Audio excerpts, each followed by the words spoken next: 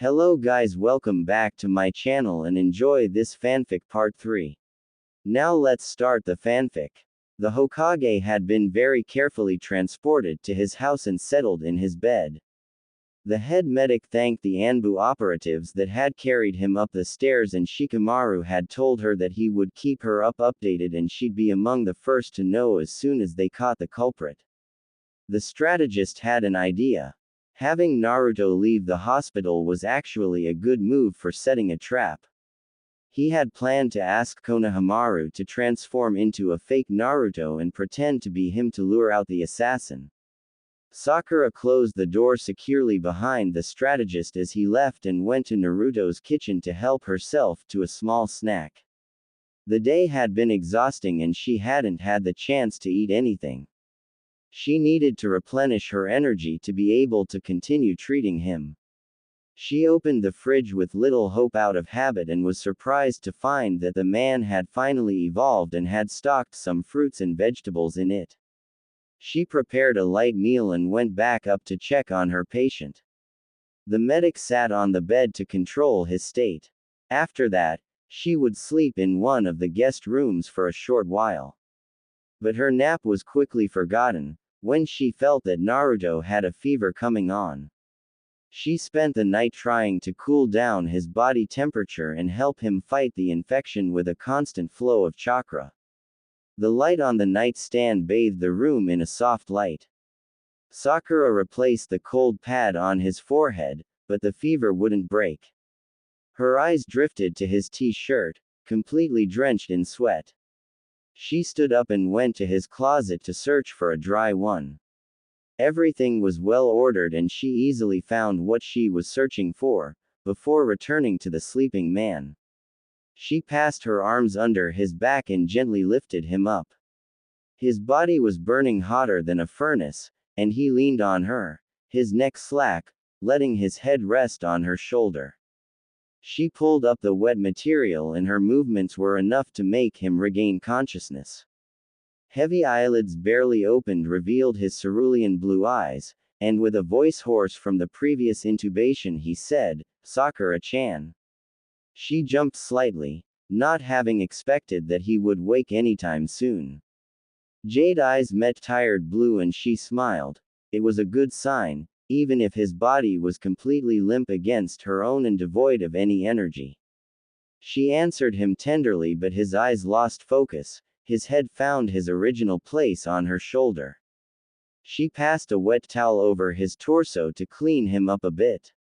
It was a little perturbing for her, doing that while he wasn't completely unconscious, feeling his hair tickling the skin of her neck and his excessive warmth seeping through her clothes. Her hand traveled down his lean but muscular torso from his neck to below his belly button until the waistband of his pants, and then from his shoulder to his hand. She changed positions so she could reach his back. He was so much bigger than her now, and without her chakra, she had some difficulties holding him. He was half lying on her, his body slack, and her hand passed along his spine to his lower back and up again to his shoulder. His breathing was labored. She herself felt so much warmer at having him against her. She swore that it had nothing to do with his exposed skin and his perfectly V-shaped body. Once she'd finished, she helped him lie back down on the mattress. His head touched the pillow and he closed his eyelids, falling into a deep slumber as if he had held on tight until that moment. Sakura stayed all night, watching over him and treating him with healing chakra to help him fight the infection. When the fever went down a bit, her body naturally relaxed and the medic finally fell asleep near him, one hand still on his chest, dutifully pouring chakra into his system. When she opened her eyes again, the sun was high up in the sky, the clear white light too bright for her tired eyes. Sakura turned off the night lamp and began to check on the sleeping man beside her. He still had a fever, but not nearly as dangerous as the night before.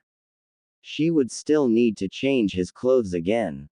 She took his pulse and his heartbeat was normal, but the scan she did to test the chakra connections demonstrated no chakra flow. Naruto stirred, half opening his eyes as if they were made of lead. Sakura greeted him with a smile. He was a bit more conscious than last night but still completely disoriented. "How do you feel?" she asked. He tried to lift himself up and his head fell back onto the pillow. "Exhausted." "What happened to me?" His eyes searched for her, and she hesitated. She didn't know how to say it. "You've been poisoned. You nearly died yesterday." Naruto looked up at the ceiling, letting the information sink in. "A good night's sleep and I should be able to go back to work," he joked, trying to lift himself up again. The pinkett caught him before he fell back and helped him to a sitting position. His head was spinning, and he didn't need to be a doctor to know that something was wrong with him. "Naruto." Her tone was serious. "Someone tried to kill you." She wanted him to understand that his safety, his life, was on the line. "Someone went as far as creating a chakra virus specifically for you," Sakura told him, so that he knew that it was not just poison.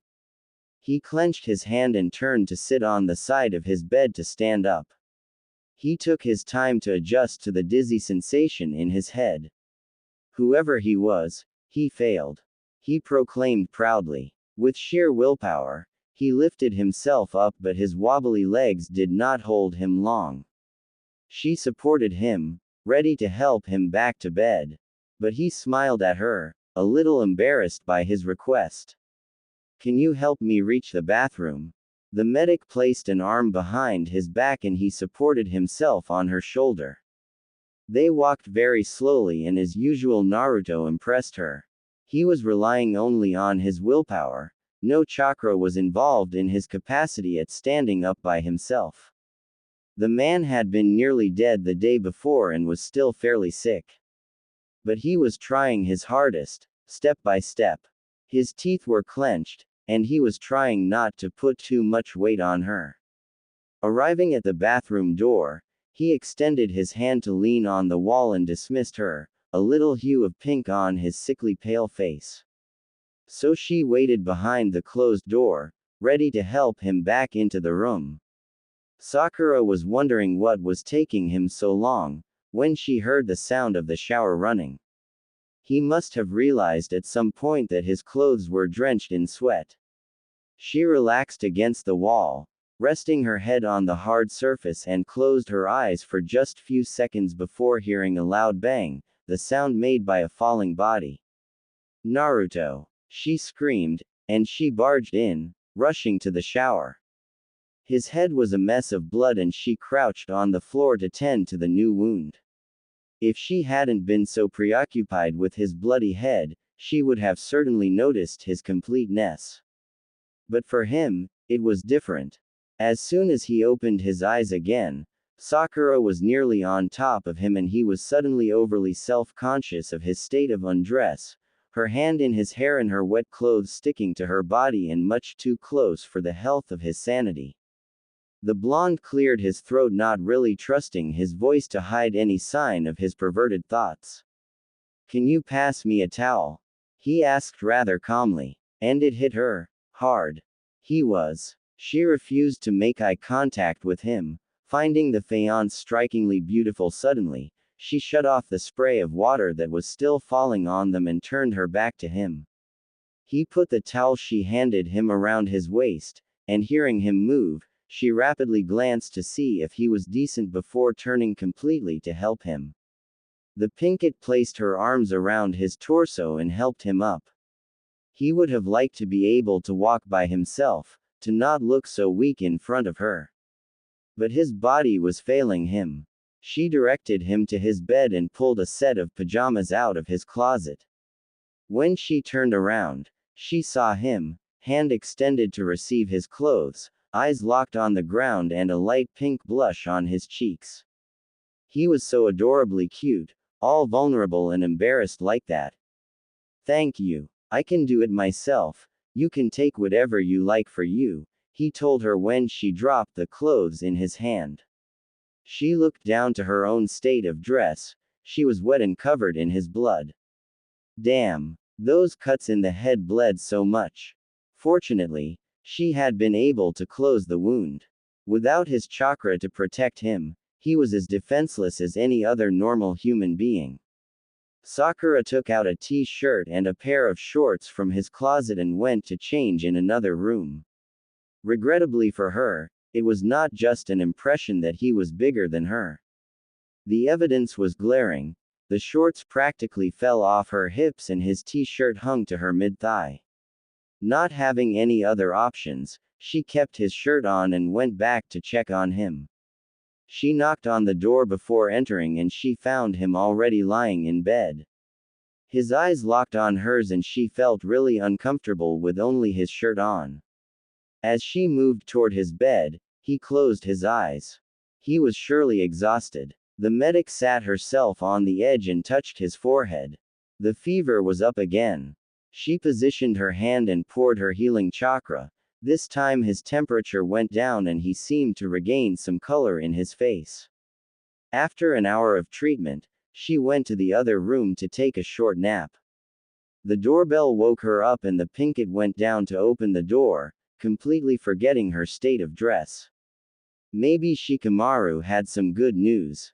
However, it was not the visitor she'd expected. It was Hinata. Hinata was there with a worried look on her aristocratic face. The Hyuga heiress inquired immediately about Naruto's well-being. He's sleeping. He has a fever, but he is getting better. How did you know? This is supposed to be a secret, Sakura told her. I saw through Konohamaru's disguise as Naruto's replacement, so Shikamaru got to tell me the truth, she confessed. The medic sighed. Is he really safe with this plan? The Hyuga heiress apologized for making her worry. It's just, I can always tell who the real Naruto is, she stuttered. The black-haired woman looked the pinkett up and down, at her messy hair and wearing nothing but one of Naruto's shirts. Could it be? She turned crimson and Sakura looked down at herself, wondering what could have caused the abrupt change of attitude in Hinata. She understood her misunderstanding. Ha ha. Sakura laughed embarrassedly. I ruined my clothes. I'm just borrowing Naruto's shirt until mine are clean. The young heiress nodded, not commenting more. Can I go and see him? She asked timidly. Sakura led her up to his room and checked his temperature. He woke up at her touch and she informed him that he had a visitor. The medic let the Hyuga heiress in and excused herself to prepare some food. The blonde tentatively asked for a ramen and Sakura refused bluntly. Hinata walked to the bed timidly and sat on the side. He smiled at her, sitting up resting against his pillow. Don't cry. I'm not dead, you know, he joked, taking her hand within his to comfort her. Naruto-kun, she said, and dried the traitorous tears on her cheeks, smiling at him squeezing her hand. I was so worried when Shikamaru told me that you were poisoned. I came immediately. Her eyes lingered on his pale face, the dark circles under his eyes and the smile he wore to reassure people. She had learned how to read all his expressions over the years, she had learned every detail of his features by heart. That's how she was able to recognize him even in the middle of thousands of his clones. That's how she was able to know that he was not feeling as well as he pretended to be with that smile. She caressed his cheek lovingly. Naruto-kun, you don't have to pretend in front of me. Tell me if I can do anything for you. His hand covered hers for a brief instant, relishing in the tenderness of her touch. I'm fine, Hinata, the blonde reassured her and he smiled. Her throat tightened. She felt like crying again. He was so brave. He always put everyone's well-being before his own. He was always ready to endure any pain for the sake of others. So kind. It was too unfair that someone had tried to kill him. How can anyone want to harm him was beyond her comprehension. She leaned forward and embraced him in a gentle hug. He was so warm. His fever was high and she was bothering him. She was a ninja, she should endure too. She shouldn't burden him anymore. He had enough to deal with and didn't need to strain himself with looking strong for her when he was sick. Naruto-kun. You can count on me anytime. He patted her hair reassuringly and she straightened up to offer him a smile. Sakura was waiting outside the room, hiding herself in the corridor. Her hands was shaking slightly. She had brought him some soup and found them in each other's arms. It was such an intimate gesture that she had instinctively jumped back before they could spot her and hid herself. Her heart was hurting. No matter how much time passed, she wasn't over him yet.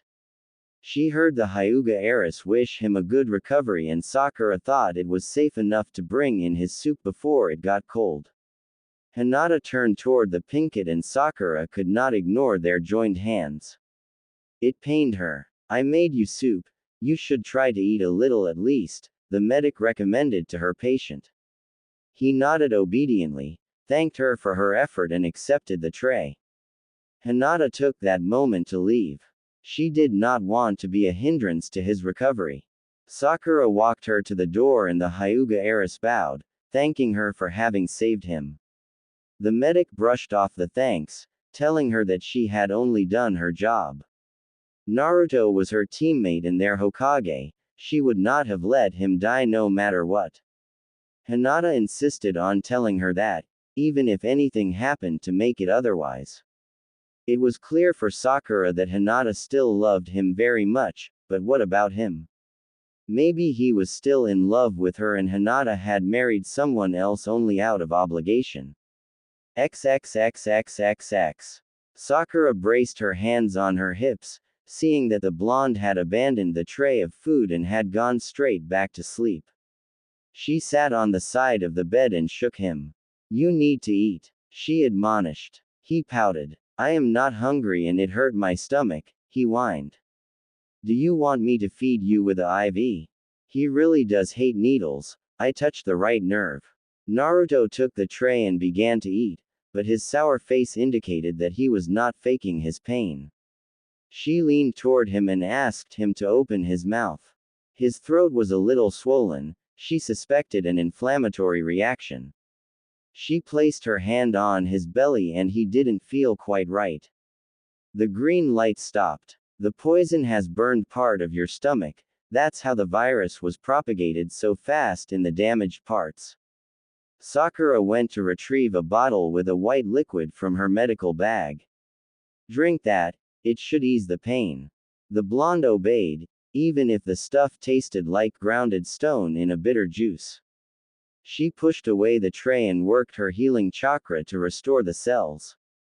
He looked at her. She must not have rested a lot. The dark circles under her eyes were nearly as bad as his. She must be exhausted from having to constantly treat him. I feel better now, you can stop Sakura-chan, he lied, but she did not move. Just a little more, she informed him. After few minutes she sighed. You can have a nap for now. In an hour, you should be able to eat a little more. She stood up, stretching her arms above her head and walking toward the door, forgetting that she was only wearing his shirt. He really appreciated the sight of her long, svelte legs and snapped his head up when she turned around. Don't underestimate me or my chakra reserves. I know when you're fine and when you're not. I'm your doctor. She closed the door behind her. She had seen right through him. It was sometimes a pain to know each other so well that they could see through one another's lies. In the middle of the afternoon she heard a noise downstairs. Silently with her ninja abilities, she walked her way down to surprise her potential opponent. She saw a figure in the kitchen. The assassin was trying again to poison his food. She jumped on the culprit and locked her arms behind her back, earning a cry of pain. Who are you? Who sent you here? She asked aggressively. Naruto-sama. I am his housekeeper. I have a letter to prove it. In my pocket, the woman stuttered. Today had been a hectic day, first those masked men, and now a woman. Sakura retrieved the letter and opened it.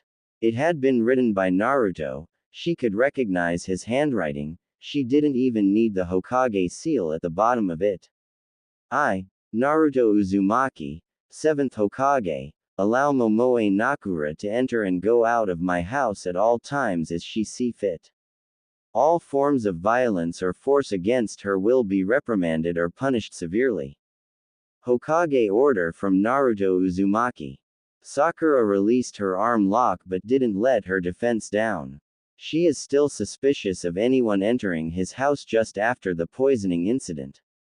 Sakura studied the woman from head to toe to judge the level of danger, but at the way she was carrying herself she seemed to be a civilian. Momoe smiled friend Lily at the Pinkett. By chance are you Naruto-sama's girlfriend? Momoe asked, seeing the woman in front of her lightly dressed with only her master's shirt on. Sakura realized that the woman arrived at that conclusion because of her clothing. No, I am just his friend. Sakura corrected, not wanting to mention to her that she was his doctor and he was actually sick. Top secret information. Naruto-sama is here. The woman inquired. The brunette immediately got her answer by hearing the male voice coming from the bottom of the stairs. Hey, Momoe, good to see you. Sakura lifted a dark glare to the smiling blonde on shaky legs holding the wall for support. Naruto-sama, you're sick, commented the housekeeper going instinctively toward him. You are not supposed to leave your bed. Sakura rebuked him, coming by his side, not letting this stranger too close to him without protection. Even if she had his letter, they still had a dangerous assassin running free. I just heard Momoe scream. I didn't want you to kill her thinking she was an intruder. She is my housekeeper. I forgot to tell you that she was coming today. The blonde informed her. Sakura nodded. It's fine, I saw the letter. Momoe studied him, which was getting on Sakura nerves. I didn't know you were sick. I would have brought something to cook you a good meal with. I was sure that you would fall sick one day, working like you do all the time. The brunette berated him gently. It's just a small virus, but I should go to bed or my doctor will kill me. He joked, looking at the dark aura surrounding Sakura. Naruto moved slowly, his body wobbling. Sakura secured her arms around his torso to support him, then helped him back to bed. Momoe followed them and entered the room naturally, running to the bed to arrange the sheets and the pillow before the blonde reached it. Do you want me to cut some fruit for you? She offered while the Hokage lied down. Sakura, suspicious, refused bluntly. All food served will be prepared by me. The woman was taken aback by the harsh answer. Naruto decided to calm the situation. Can you take care of the laundry, please? He asked nicely. The woman nodded, smiling at him, and went straight to the bathroom to retrieve the basket. Sakura frowned at him. You shouldn't let anyone close to you at a time like this, she lectured him. Naruto made himself comfortable on the pillow. This little walk down and up the stairs had made him exhausted. He closed his eyes. No, it's fine. I trust her, and I am sure that you will protect me from anyone else. You were ready for a kill when I came down. The blonde joked tiredly, his conscience slipping away. Sakura stayed alert the whole time the woman was here, keeping a discreet surveillance of all her movement. The good part was that the housekeeper took care of all the laundry, hers included. The head had planned to do it this afternoon, but a nap had been more tempting than dealing with the washing machine. Seeing the housekeeper work made her understand how her teammate was able to have such a clean house even being single and overworked. The brunette was thoroughly dedicated to her job. It was showing how much she liked the Hokage. Was it really because he was Hokage? No. Naruto is just so likable. Sakura took her place near the blonde, when she saw Momoe take the direction of Naruto's room. Momoe placed all the perfectly ironed and folded clothes in his closet and turned to the Pinkett. I suppose it is yours, she said, giving her a pile with her perfectly folded clothes. Huh, yeah, thank you. Sakura felt a little bad. This person didn't seem that dangerous. Momoe looked over from Sakura to the sleeping blonde. It's better that he is resting well. Tell him goodbye for me. Sakura nodded and accompanied her to the door. Please take good care of Naruto-sama. Momoe asked, bowing down politely. Sakura accepted, saying it was her job, but she got herself curious. He is important to you. The woman nodded. Call it feminine intuition, but the way the Pinkett tried to protect him showed how much she cared too. He is my benefactor. I own him a lot. He saved my son and me. He gave me a place to live and found me a job. He even offered to be the godfather for my son when he learned that all my family had been killed. I own him so much that I don't know how to begin to repay him, she replied honestly. Typical from Naruto, Sakura thought. So if he is that important to you, keep it a secret that you saw him sick here. With that, they parted way and she closed the door securely. Sakura rapidly checked on Naruto and got changed. A little after, he sleepily opened his eyes. He was feeling a bit better as he told her when the medic brought him his soup. His stomach was less irritated and the blonde managed to eat some of it. He pushed away the tray and the Pinkett looked at him with a frown. He was so pale he needed really energy to recover. The medic insisted that he should eat more and took his spoon to feed him. Naruto was really not hungry, however he couldn't pass on the chance to be spoon-fed by Sakura. He enjoyed her way of blowing on his spoon to cool down the liquid. Her pink lips were so lovely. He obediently opened his mouth when she presented him the food. He might have liked the hospital more if she had been that gentle when he was there. Being a sick Hokage was kind of good thing, if it meant that Sakura was taking care of him personally. After his meal, she treated him again with another session of healing chakra and let him sleep. The sun had set when Sakura heard the door ring again. For someone who wasn't supposed to be here, her patient received a lot of visitors, she thought while going to the door. The medic found herself in front of a fake Naruto, Shikamaru and Tsunade. Shikamaru informed her that nothing suspicious had been going on in the Hokage Tower. Konohamaru changed back to his normal form and asked if he could see Naruto.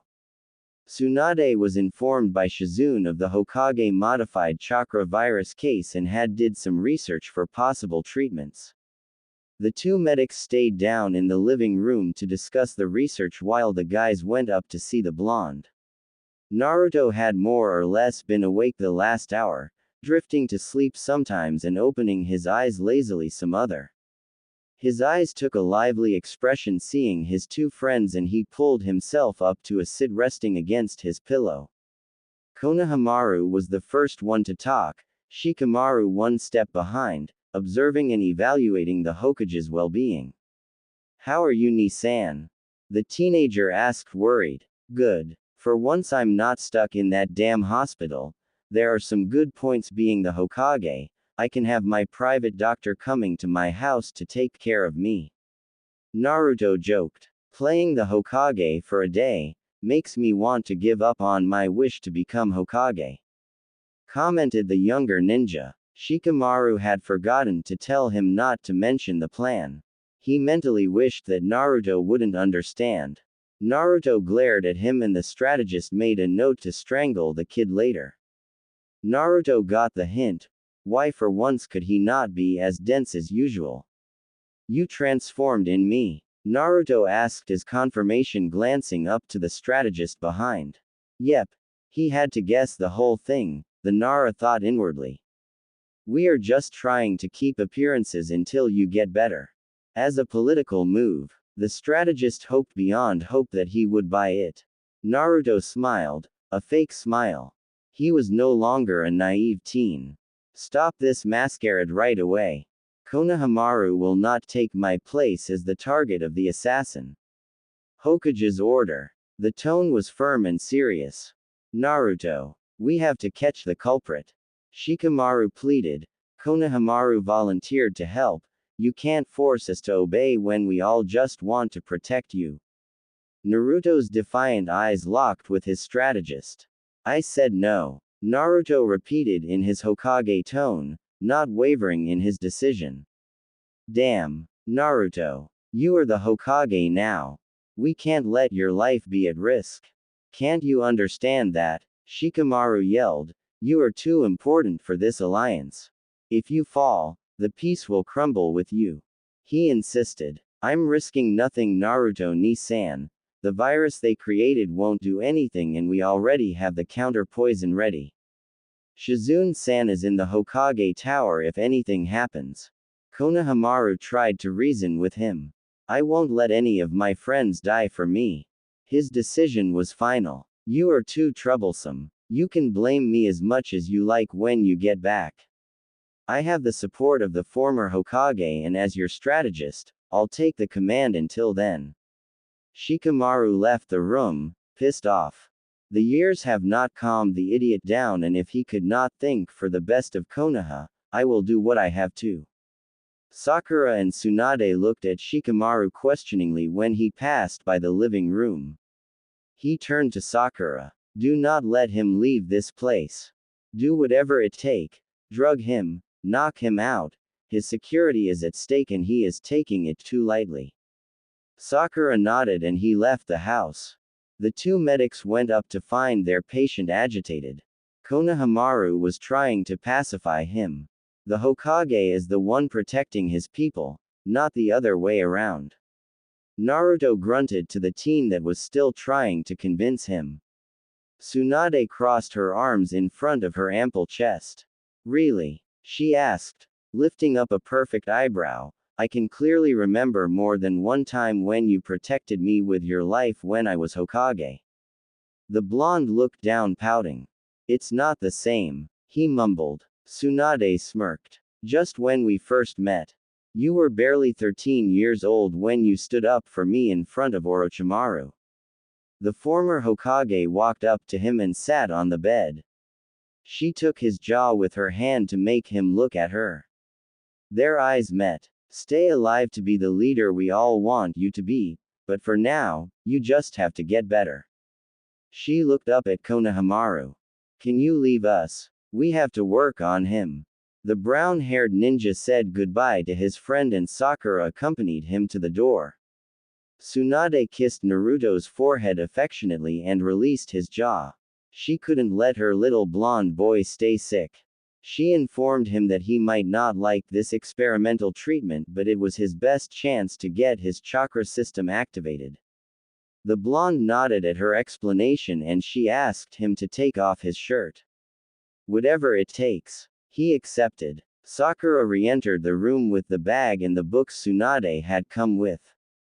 Tsunade ordered him to lie on this belly and to not move an inch. Out of her bag she grabbed some very long needles.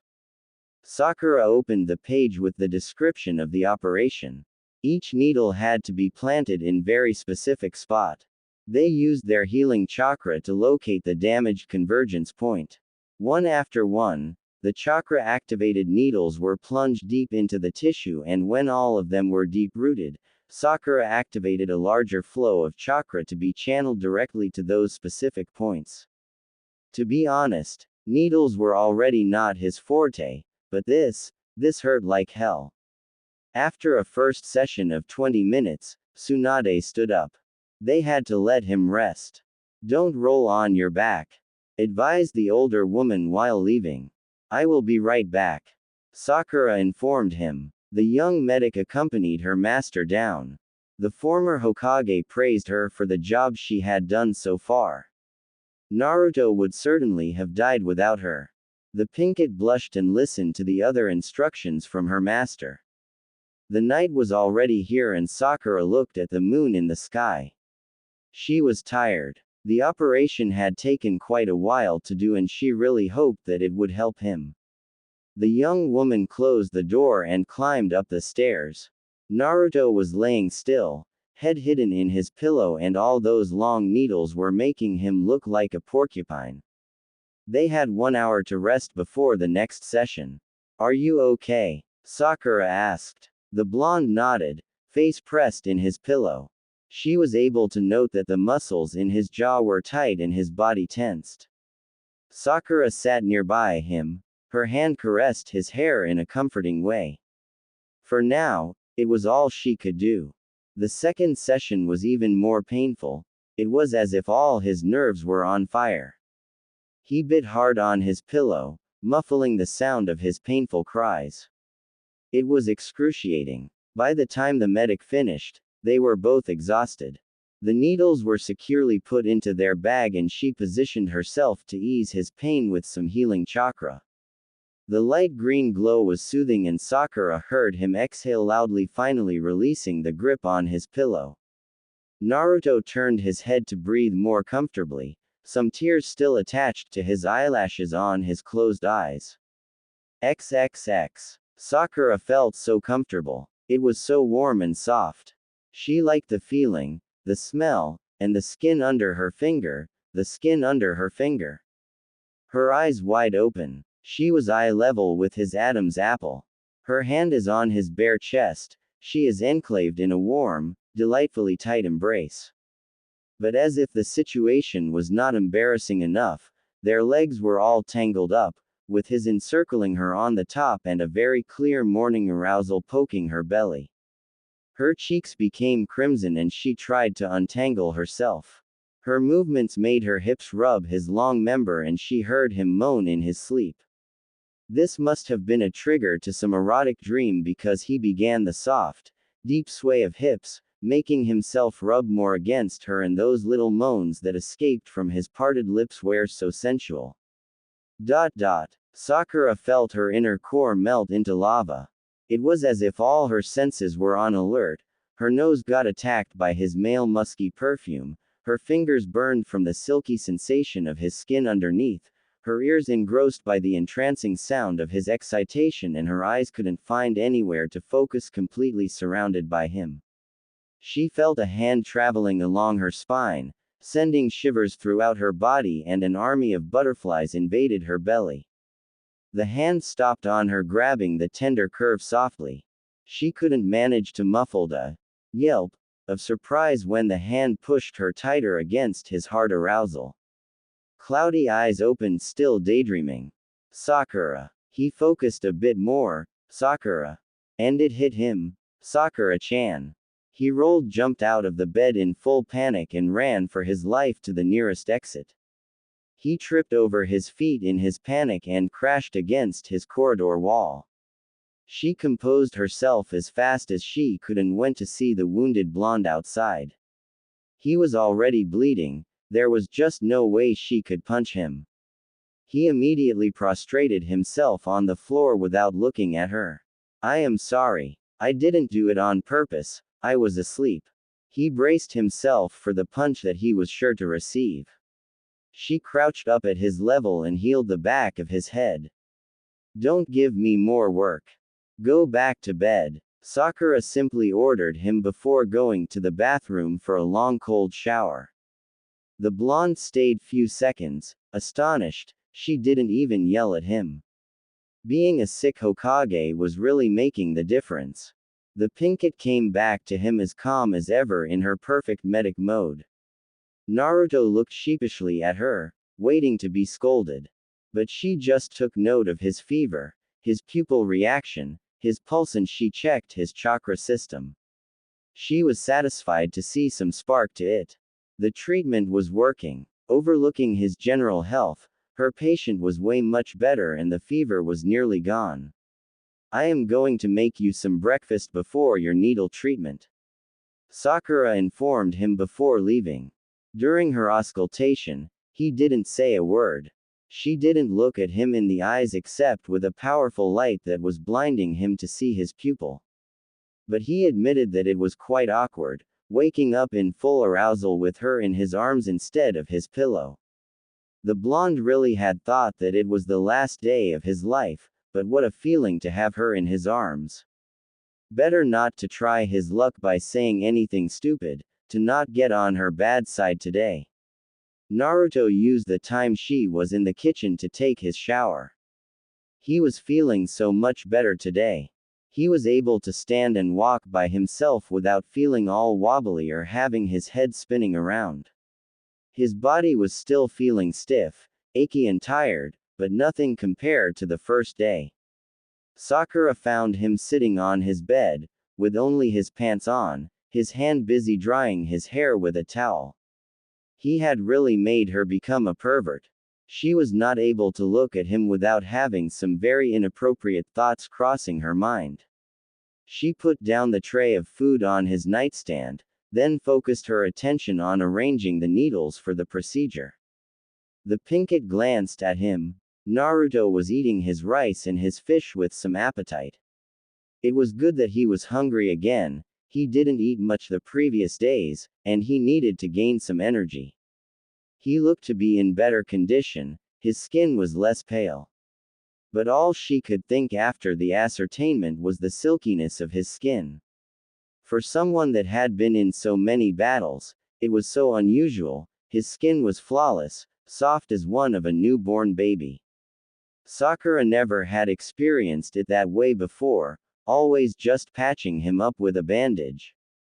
It was impressive that his healing ability has kept him scarless. The medic tried to concentrate on the medical book, but she wanted to touch him so badly and her heart was beating so loudly that she was sure he could hear it. When Naruto finished, he dropped his chopsticks and positioned the tray on his nightstand. He looked at her. She was intently reading the book, certainly something horribly complicated about medicine as her brows were knitted in concentration. The blonde lied down on his belly and dove his face in his pillow getting ready for his torture session. Her hand traveled his back, searching for the correct location to insert the needle. Fewer needles were needed today as some part of his chakra system was reactivated. Sakura evaluated that he would need another day to have most of them active, so 8 sessions in total. The 2 sessions left them exhausted.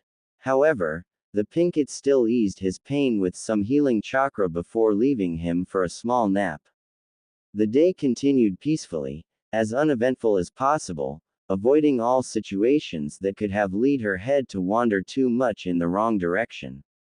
At the 3rd session of the day, when she was placing the needles, the abrupt and unexpected visit of her former teacher materializing out of nowhere through the window, had made her jump out of her skin and earned a muffled scream from Naruto.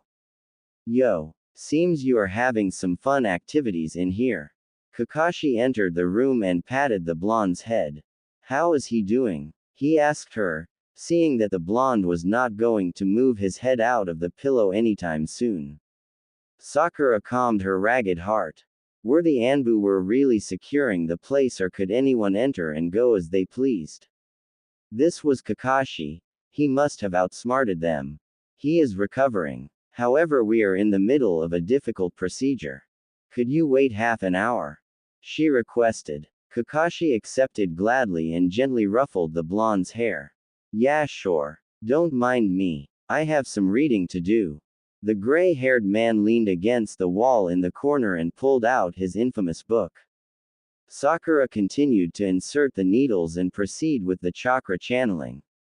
Naruto grunted, muffling his pain until the medic exhaled deeply, finishing the first flow of chakra. The Pinkett straightened herself and patted his head to signal him that the first round was finished. Kakashi lowered his book and came to sit near the pillow. It is far from any fantasies involving a private nurse. He whispered to the blonde man ear low enough to not get caught by Sakura. Naruto nodded in his pillow.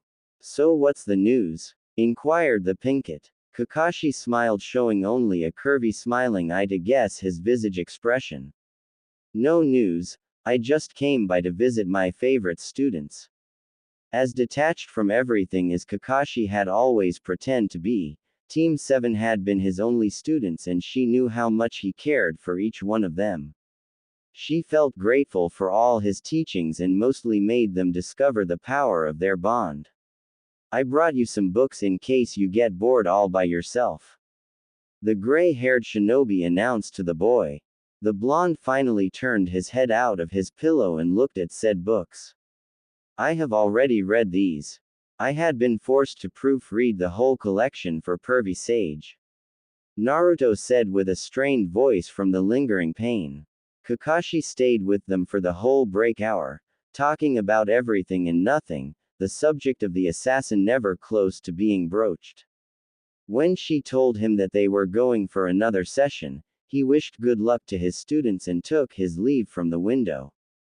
The sound of the shower woke her up the next morning, as she had kept the door of her room open to stay alert in case anything happened. He had been very discreet, she thought for herself. She didn't even hear him move around, and without the lone noise of shower, she wouldn't have noticed at all. She looked at the window, the sun was barely rising. Why the hell was he up so early? She was tempted to go back to sleep, but her duty called her to check on her patient first. She waited for him to leave the bathroom and stretched her hands above her head lazily before waking up. For once, she had managed to not fall asleep on his bed and even to change for the night to one of his t-shirts to be comfortable. She yawned and walked in through the open door.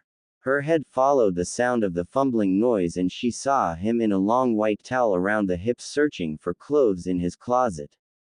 "You're up early. Something wrong?" she asked. He smiled at her. She looked gorgeous with her disheveled hair and his t-shirt.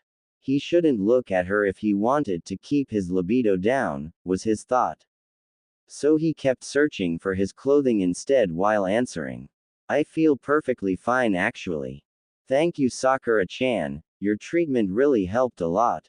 She saw him throw on his bed an orange pant and a black shirt, not his pajama, and the last item, telling her clearly where he was thinking to go, his Hokage robe. "What do you think you are doing?" she asked angrily, stomping down the room until she was just nose to nose with him. "I feel good, you know," he tried, thinking that it was the only justification he needed to give. Generally, when he was on his 2 feet at the hospital, he was able to leave the place. Pull out a pajama and go back to bed. "Your treatment isn't finished yet," she practically growled with an imperious finger pointed towards the bed. He smiled, trying to calm his angry favorite medic. "Come on, Sakura-chan, I am fine, maybe you can do the treatment tonight," he offered. "You're fine," she parroted. "You have 2 solutions. Either you go to bed or I will beat the crap out of you and make you stay in bed." What was exactly fair about those fake choices? She was just asking if he was going to bed or going to bed. "Sakura-chan, don't make things difficult," he pleaded. She crossed her arms in front of her and looked at him with a definite glint in her eyes. "If you are that fine, you should have no difficulties in stopping me, and it will be my loss," she smirked. He laughed loudly, making her scowl at him.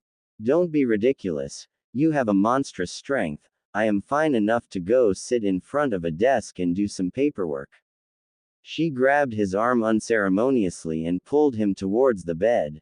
"If you are not able to win, that means you're staying in bed today," she declared. He got irritated. Was she playing into Shikamaru's plan to make him stay out of his office? "Stop it, Sakura-chan. Are you trying to lock me in for Shikamaru?" he retorted angrily. Her movement came to a sudden halt and she looked at him in surprise. She got furious herself too. Why was he acting so reckless? Her shoulder began to shake with a mixture of anger and pain. "What are you talking about? Do you know how I feel every time someone drops you half dead in front of me?" Some tears escaped her eyes and he felt guilty for his sudden outburst. "Sorry," he said, drying her wet cheeks with his thumb. "I didn't want to worry you, but I can't stay hiding in here." His voice was soft as his thumb slowly stroking her cheek, as she leaned into it. "It is not about hiding. Just stay a few days more for you to recover, for you to be strong enough to fight. Just for a few days. Let me treat you to keep you alive," she pleaded, gripping his arms with desperation, her eyes shining with unshed tears, her lips so close and tantalizing. Involuntarily he bent down towards her, attracted by those lips, all forms of thought leaving his mind as he got closer and closer to the person he loved the most. She saw him approaching and her heart skipped a beat. She stopped breathing for a moment, as she expectantly wished to feel those lips again, to taste again the source of all her unbearable desires. He was so close, that she was able to feel the warm breath caress her lips. But he came to a halt, realizing that what he wanted to do was completely out of line, that he shouldn't be doing this if he wanted to protect their bond. Sakura-chan. He was here, so close to her, and she couldn't wait anymore for him. She lifted herself to the tip of her toes to close the distance with the lips that she craved. He couldn't even finish his sentence.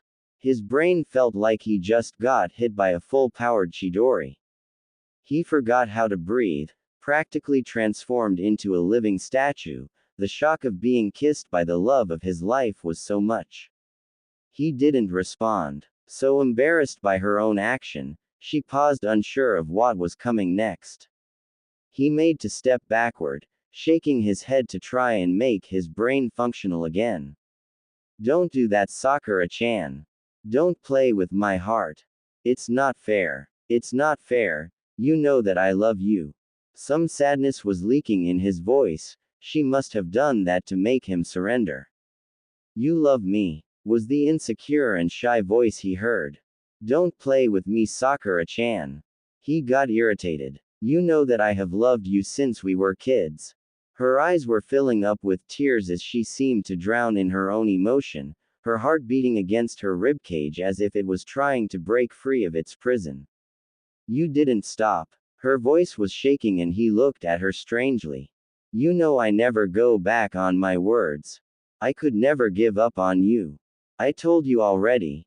No matter if you don't love me, no matter if your heart is only for Sasuke, I love you. She surprised him by jumping on him to kiss him, and they both fell on the bed. Her lips felt so soft against his, so tempting. He couldn't resist and he melted in her embrace. His heart was going crazy with a complete erratic beat. The way her arms were encircling his neck, the way her mouth was moving against his, he must have been still asleep in one of his damned dreams. Dreamy cerulean blue eyes met with glassy jade ones. He breathed hard, trying to keep his body in control. Her cheeks were all pink and her lips invitingly red. Sakura-chan. All the hope in the world was compressed in her single name, and she replied to his silent question. I love you, idiot. Was it real? Was it really real? He wished so hard that it was true. She bent down to kiss him again, softly at the beginning, and soon enough they were both rolling on the bed, fighting in an urgent and demanding battle of kisses. They rolled over again and she ended up on top of him. He moaned in her mouth, having his aroused manhood pressed against her body. He was sure that she could feel him in this position and he didn't want to scare her. So he parted, lifting her up a little to a sitting position where she was no more in contact with the evidence of his excitation. It was agonizing, but she was so much worth the effort. Sorry. Please don't mind me, he said, trying to hide his proud arousal by pushing it down. I can wait. I can wait forever, he proclaimed, a little embarrassed as the thing did not seem to want to obey him. She looked at his face, panicked, embarrassed and sincere, and she smiled slightly, lunging towards him. I can't wait, she declared, sealing her decision with a passionate kiss. They fell back on the bed, her arms encircling his neck and her body pressed against him. He didn't need more to succumb to his desire. Their tongues battled fiercely. A puff of air escaped scarcely in between kisses. They couldn't have enough. Their hands explored their lover's body. The temperature in the room seemed to have gained a few degrees with the heat emanating from them. They were feeling fire through their veins, electricity running wild on their skin. They couldn't have enough. Her mouth left his and trailed a series of kisses from his jaw to his ear. She licked his earlobe and his back arched in a jolt of pleasure. He moaned loudly. Don't do that, Sakura-chan. I won't be able to control myself. Happy to see the reaction on her lover, she insistently kept on ing it. He turned her around, pushing her onto the mattress, pinning her down firmly, holding her hands on his pillow, his body hovering above her tantalizing figure. He breathed hard, his eyes were clouded by lust. She had driven him crazy and she felt somewhat proud to have this type of effect on him. "You were doing that on purpose?" he asked, looking at her satisfied expression. A smirk stretched on his lips. "I can play this game too, you know." He dived towards her earlobe, licking it diligently and ing on it softly. He took all his time, enjoying the feeling of her squirming underneath him. He passed her second wrist in his left hand to hold them both and used his free hand to travel down her body without releasing her earlobe and her neck from his constant attack. His hand arrived at the edge of the long t-shirt and caressed the creamy skin of her thigh, going up oh so very slowly, taking up with it the garment and revealing more of her skin. She shivered at his touch and it sent a shot of excitement straight down to his crotch. His hand passed over the side of her panty and he felt all his blood be driven down to his lower body. He was so excited that he thought he might explode at any second. He grazed the thin skin on her neck with his teeth, trying to restrain his almighty desire, but her moans were so intoxicating that he was completely losing his mind in the sound. He caressed her smooth belly. His heart was beating so hard to the point to be almost painful. His fingers reached the bottom of her bra and nearly religiously slid on the delicate material to the edge at the top. She felt his finger brush her skin on her S and suddenly she freed one of her hands from his hold to cover her. He released her neck and lifted his head up to look at her. They were both having a blush on their faces from the fervor of their activity. "Sorry. I got carried away," he apologized, not sure if he could continue anything without doing something uncomfortable to her. She timidly looked at the side to avoid his eyes. She was so embarrassed, but she didn't want to make him feel at fault.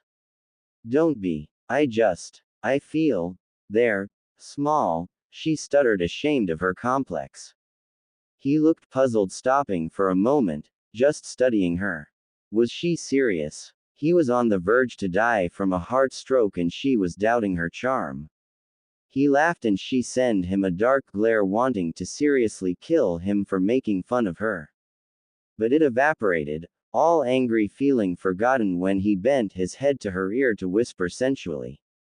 "You are beautiful, Sakura-chan, so beautiful that it make my heart ache." He kissed her neck softly. "You will be the death of me," he added, continuing to move down more, letting a trail of kisses on her collarbone, on the t-shirt, on her arm, covering the object of her shame until the tip of her fingers. His intense blue eyes locked on with hers, as to ask permission, and very carefully he removed her hand from his way. She couldn't resist his burning stare. Just with the way he looked at her, the butterflies in her belly were going berserk. She bit her lips when his eyes went down. His fingers caressed devotedly the skin at the edge of her bra, following the curved shape, and stopped in the middle of it. He shot her a quick glance, his eyes full of respect and fervor, before returning to his fingers. He pulled down the lace to reveal an exquisite pink nipple. Without any more restraints, he enclosed the sensitive nipple in his mouth, and licking it thoroughly with a passion that could have melted all the eternal snow on the mountain in the land of snow. Her hand gripped his hair, needing so much to find something to hold in the turmoil of sensation that was erupting through her. She couldn't suppress her moans and it incited him to lavish her more. He wanted more of her. His eyes glanced briefly at the expression on her face and his tongue abandoned her nipple. Her breathing was labored and her face was all flushed. He was so excited that he wanted to ravish her at that instant. He helped her in a sitting position and pulled out the t-shirt over her head. Immediately his mouth plunged on her for a hungry kiss. She felt dizzy under his spell. His tongue conquered her and she surrendered, bound by the same desire as him. There was something intoxicating in his kisses. He was able to transmit so much feeling that it was overwhelming. He was kissing her with so much power, her heart was bursting in her chest. It was so like him. Nobody could kiss like him, giving himself without limit, without fear and doubt. He was able to make her feel in a single kiss like if she was the only one existing in the world. He was tender like if she was a precious delicate flower and fiery as if his whole body was on fire. His hand caressed her back and he worked his fingers on the clutch of her bra. Very gently, he led one of the straps on her shoulder down and then the next, making the little piece of lingerie fall. His tongue left her mouth and he took some distance to admire the view. She wanted to hide again from his stare with her hand, but he caught her wrist. "You are beautiful, don't hide from me," he whispered with nearly religious devotion. The cerulean blue eyes captured her by their honesty. All doubt flew away through the window and she surrendered herself, a volunteering prisoner of his embrace.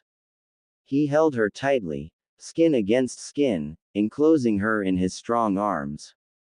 He squeezed her more as if he was afraid that she would escape and she heard his mouth near her ear murmur, "I love you so much," with some sort of deep and hidden heartache in his voice. She sometimes forgot that Naruto, even with his loud mouth and all his bravado, had the most sensible and tender heart she had ever known. She lovingly caressed his hair. "I love you too," and she turned her head to kiss him tenderly on his whiskers. He smiled fondly and turned his head to share a soft long kiss with her.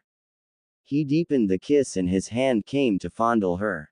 She moaned in his mouth at the ministration and he pushed her down again on the mattress. He slid on her side without stopping his kiss and took support with his elbow. His other hand left her, earning a soft moan of disapproval, and traveled down her belly to slide into her panties. A trail of lava followed his hand on her skin and she gasped when she felt it touch her most private intimate part. "Naruto," she breathed and fell into his intoxicating gaze. "I want you," he murmured, the desire leaking in his hushed voice. "I can wait if." She let a finger linger on his lips to make him stop saying his nonsense and lifted her head up to meet those tantalizing lips. His finger rubbed the soft bead at her entrance, earning immediately moans as the pleasure built up in her. His head was clouded by lust, having her like that in his arms, moaning into his mouth while he touched her. He wanted more. He released her mouth, letting her pant and straightened up to take hold of the last piece of fabric covering her. Pink curls were revealed to his hungry eyes and he began to kiss her inner thighs until he arrived to her core. His tongue caressed the bead and licked her entrance. He loved tasting her excitation. With his powerful hands he maintained her hips in place while her whole body jerked under his sweet care. Her hand found his hair while he licked and ed her. There was so much heat pooling between her legs, the pressure was building up and building more. Her head kept trashing, all her muscles tensed, her nipple perky and red from excitement. He enjoyed the view and devoted himself to give her more. A silent cry was lost in her throat when all around her became blank and her muscles lost all strength. He gave a final lick to taste her, earning a shudder of pleasure, and climbed up, kissing up all her skin from her to her lips. The kiss was sloppy and ravenous. Her hands encircled him, roaming passionately on his back. They were pressed together, but she wanted more. Her hand reached his towel and tugged on it to free the knot. People could call her a pervert. Who cares when under a man like him? He helped her, lifting slightly his hips and with a sweep move got rid of the damn towel before positioning himself against her. They continued to kiss hungrily, their bodies moving into the rhythm of a silent music, his hips swaying, rubbing his long thick verge against her wet core. She could feel it, hot against her. She could feel the sensation of the silky skin rubbing her. Her head was spinning with desire and she could see the same feeling in his eyes as his hand sneaked down and he positioned his at her entrance. With a languid sway of hips he penetrated her slowly, very slowly until he was fully inside her. Wet, hot, tight. The pleasure was intense and just entering her was nearly enough to push him over the edge. He breathed deeply to calm his tremendous excitation and heard her saying after she adjusted to his size. It is okay. You don't hurt. You can move now. He looked at the woman under him and smiled embarrassed. Sorry. I need a few seconds to calm down. I don't want to finish too quickly. She blushed at his confession. Oh, it's okay, I think. I don't mind. She tried to reassure him. But his eyes turned intense. There is no way I would waste it like that. I want to take my time and make you enjoy all of it too.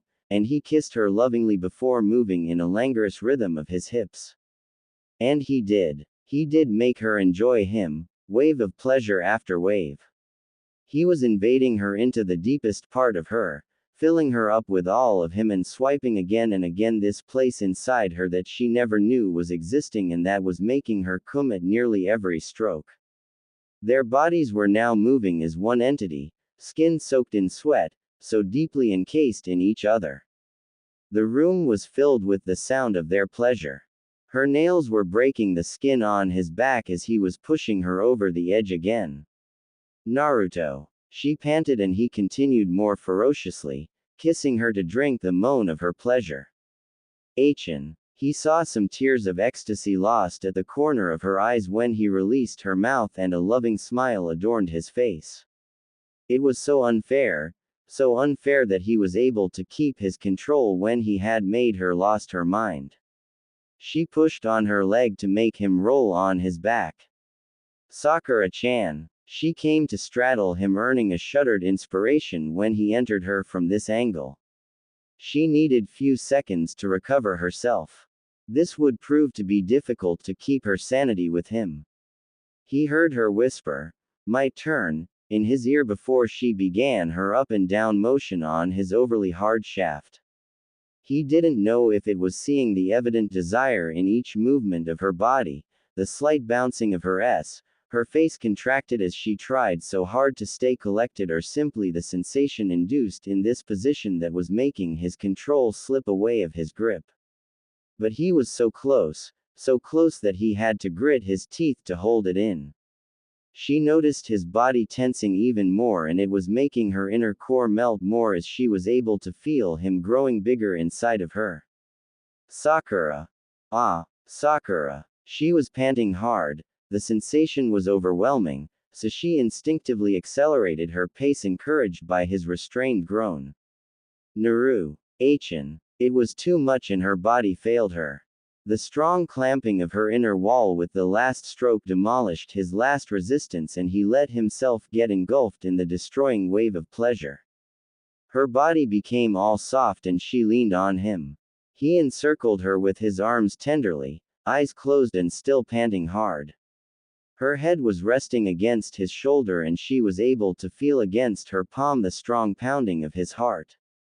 They stayed without moving for a few minutes, in the comfortable warmth of the afterglow. The sun now up in the sky was entering the room with a bright white light. His hand traveled up to caress her head. He played mindlessly with a pink lock pensively for few more instants, and she left her comfortable position to have a look at his face. He was a sunny summer day just by himself, with his golden halo of sunny hair, his cerulean blue eyes that could make any sky jealous, and his glowing smile brighter than any ray of light. He bent his neck and landed a discreet peck on her lips before dropping the bomb. "Will you marry me, Sakura-chan?"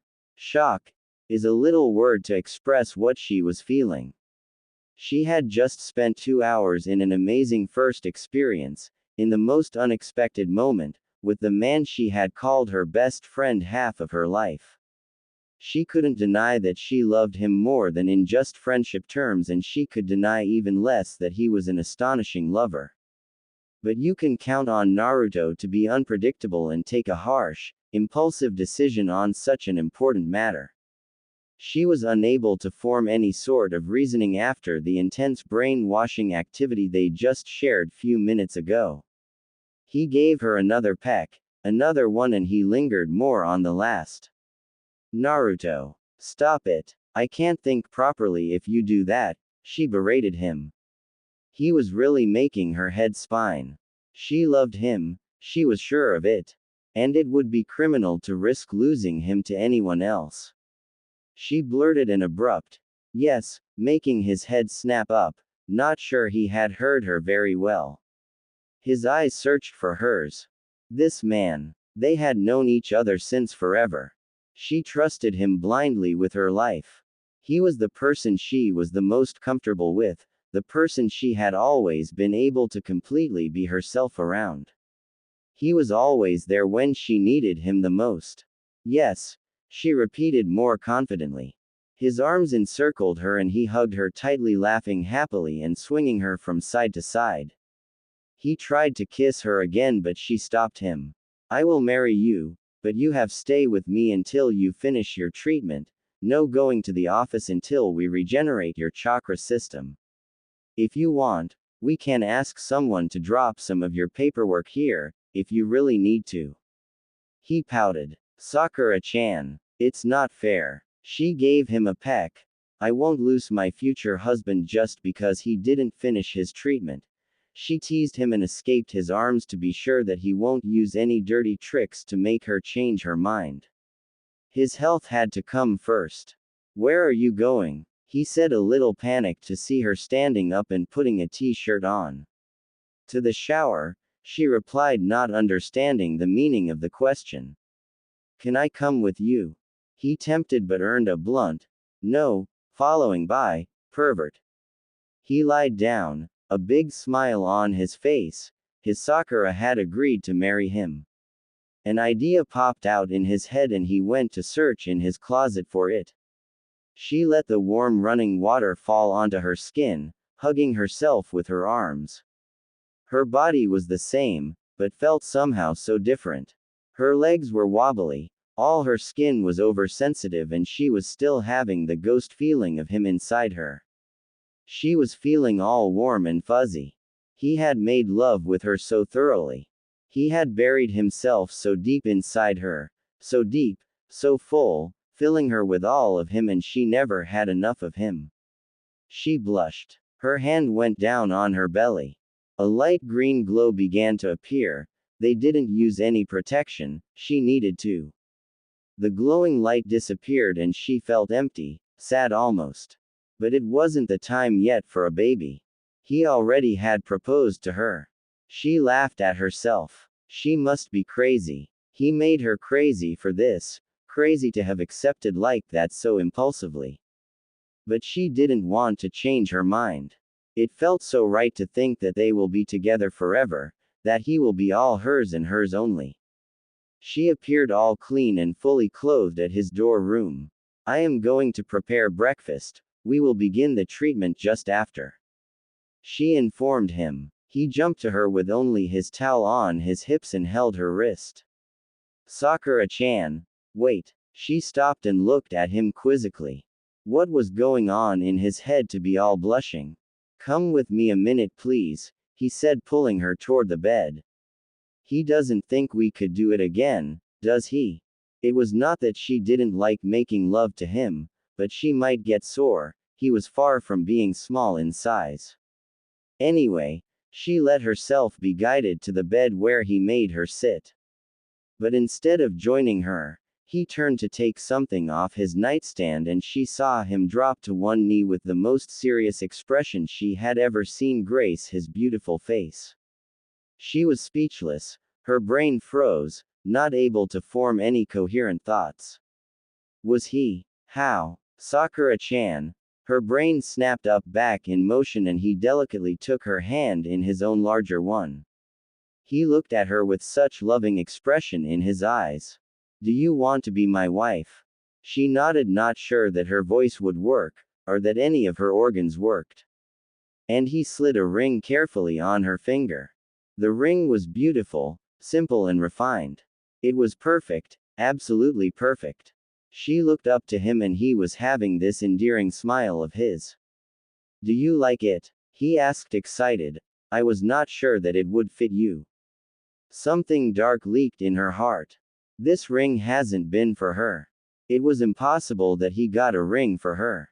Was this ring destined to Hinata? She questioned coldly, the green-eyed monster devouring her inside. He was taken aback. his expression turning puzzled. Hinata. No. Why? He didn't understand. Did you buy this ring for your ex-girlfriend? She clarified. If he wanted to play dumb, she would beat him at his game. His eyebrow shot up with the surprise, but he still didn't understand. I never dated Hinata. He blurted, still making no connection between the ring and Hinata. Don't lie. I know Hinata love you.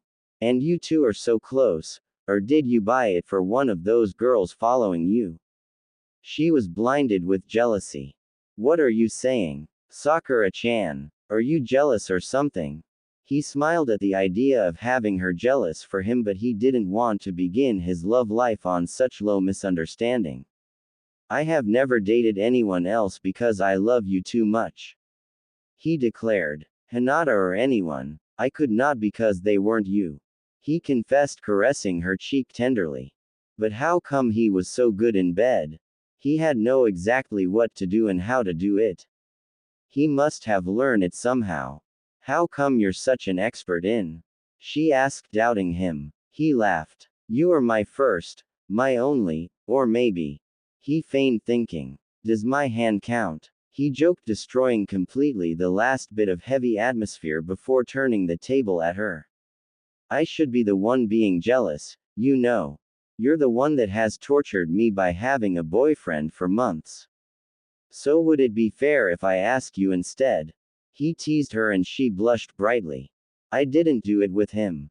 She admitted, and he was confused. But you dated him for months and well, you didn't bleed when I penetrated you. In Pervy Sage books, the girl was hurt and bled for their first time. He explained his reasoning. She blushed even deeper listening to him. Don't be like Sai, trusting everything that you read in books, she countered him, really uncomfortable. You seems to have like what I had learned from those books. He flirted with her, mischief in his eyes. He lifted himself up, his lips very, very close from hers. So who was your first? He asked, curious yet jealous at the same time. You. I lost my hymen in a battle. I landed badly and the shock broke it. She shuddered, closing her eyes, her face crimson until the tip of her ears, embarrassed to talk about a subject like that with him. She felt his lips on hers on a very soft and loving kiss. She opened her eyes when his lips left her and she felt his hand on her, his finger playing with the ring. He looked up at her, all serious again and some sadness in the blue of his iris. If you don't like the ring, I can buy you a new one, but this ring was special to me. It was my mother's engagement ring and my parents had been so in love together, that I had wished the same for us. That's why I wanted you to have it, he explained, and it was her turn to kiss him fondly. She was so touched, she was moved to tears. I want this one, she uttered, her voice trembling a little. He smiled at her and lifted himself to be able to kiss her. The kiss deepened more and more, he ended up hovering above her, pinning her to bed. The silky way he was whispering, Sakura, against her skin was already making her dizzy and she had to stop it before she couldn't control her own lust.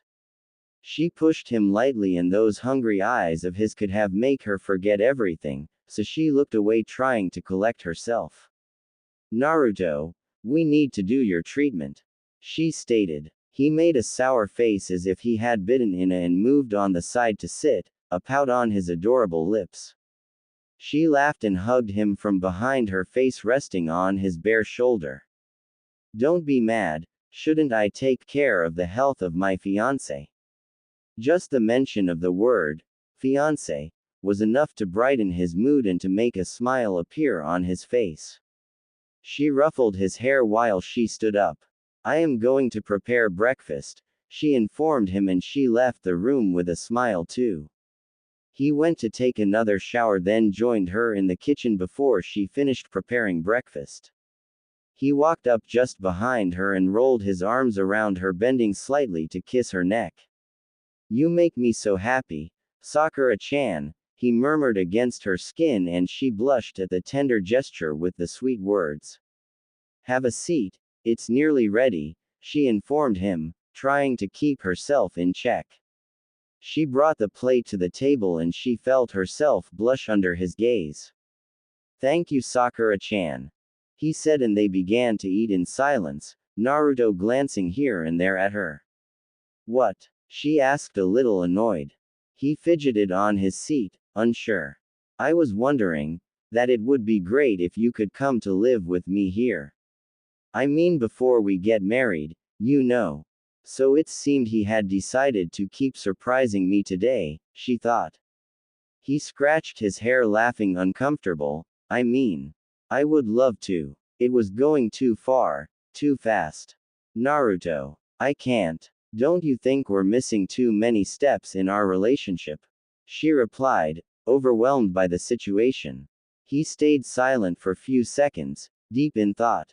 I think you're right. I should ask permission from your parents first. They wouldn't like me very much if I didn't do things properly. He accepted, and suddenly he seemed worried. She waited for the next bomb coming from his mouth today, and after few minutes with him eating way too silently in an almost depressed mood, she decided to dig herself for her next hit. What's on your mind? She asked as he pushed around rice on his plate. I mean, do you think your parents will accept our marriage? He sighed. I mean, we can't really escape to another village if they don't agree. I have too much responsibility here as the Hokage. She had kept her temper in check too much for a single day, and this time, he really deserved it. So she punched him as lightly as possible, but he still fell from his chair and crashed hard on the floor. She stood up and walked to him. He was already bleeding. She could really use no force at all as long as he didn't recover. She crouched in front to him and healed his bruised face. There's no way that my parents would not accept. My mom nearly worshipped you since the pain's attack. She keep nagging me to tell you to visit again since you came to heal me. She reassured him tenderly. He smiled with bloody teeth and she helped him up. She dragged him in the bathroom on the ground floor and cleaned his face from the blood for him with a hand towel as gently as possible. After the breakfast, they went back to the bedroom for his treatment, and she discreetly pinched herself to keep her brain in check when he took off his t-shirt. It seemed that her body was having a will of its own now and that it would gladly take the blonde for another ride. He went to lie down on his belly, head on his pillow like usual, and she saw the scratches that she had made on his back while he was thrusting in her this morning, and she blushed, a full load of images and sensations spurting out into her dirty mind. She inhaled deeply, trying to calm the turmoil in her body, and began her healing session by erasing the proof of her pleasure on his back. After she finished the 2 morning sessions, she arranged the needles in the bag and soothed his pain with some more green chakra. He relaxed to her touch, and when the flow stopped, his hand grabbed her to prevent her from leaving. His face emerged from the pillow, his expression still tensed from the soreness. Stay with me, he pleaded with a hoarse voice. She sat back next to him and he pulled her down to make her lie on the mattress, quickly securing an arm around her waist to keep her against him. What about a nap with me? He asked, getting comfortable against her without waiting for her answer. Naruto, she tried to protest, but he nuzzled his head in her hair and breathed. I am sure it can wait, just a little nap. Early in the afternoon, the housekeeper entered the house and dropped the bag of grocery on the counter in the kitchen. She thought she should make her presence known before she end up with an arm half broken. She began to climb the stairs but stopped only after few steps. Just his friend, Momoe mumbled, going back to the kitchen to arrange the grocery in the cupboard. The dishes had been cleaned and she couldn't decently go make the room of the young Hokage or ask him what he wanted for dinner. So she decided to leave. Tomorrow would be probably a better day to come back. Up in the room, Sakura was moaning loudly. He was driving her completely crazy.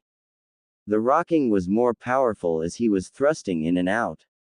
There was something animal about him, a sensual instinct in his way of moving his body. Her hand was gripping tightly the mattress as if it could stop her from drowning in the explosion of sensation he was driving her into.